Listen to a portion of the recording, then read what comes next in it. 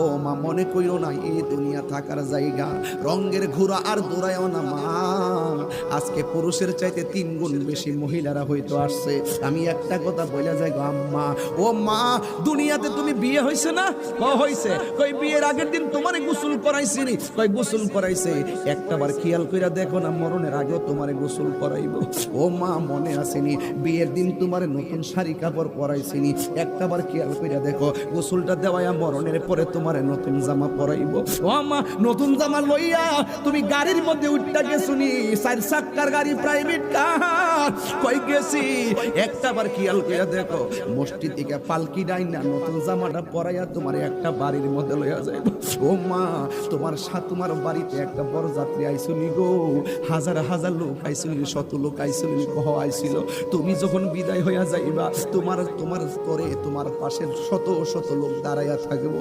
তোমার স্বামীর বাড়িতে নিয়ে ছোট্ট একটা ঘরটার মধ্যে সাজাইয়া তোমারে ঢুকাইয়া দিছিল নি? ফুল টুল লাগাইছিল নি? লাগাইছিল। একটাবার দেখো না, ওই কবরটাতে ঢুকাইয়া নতুন বাঁশ দিয়া, পুরান বাঁশ না, নতুন বাঁশ দিয়া তোমারে দিব, নতুন দাড়ি দিয়া তোমারে দিব, এমন সুন্দর কইরা ঘরটা বানাইব। ডানের মাটি গোলাই এত সুন্দর, ডানের মাটি গোলাই এত সুন্দর, মানুষগুলা কবরে পারে দাঁড়ায় এত সুন্দর ঘর, এত সুন্দর কবর। কোন নতুন জিনিস ছাড়া, পুরান কোনো কিছু নাই। ঘন্টার পর ঘন্টা কুদাল্লারা মাটি কাইটা কত সুন্দর করে ঘরটা বানায়। যেই লোকটা আরেকজনের ঘর বানায়, এই লোকটার ঘর আরেকদিন আরেকজনে বানাইব। তখন ঠিক না বেঠি?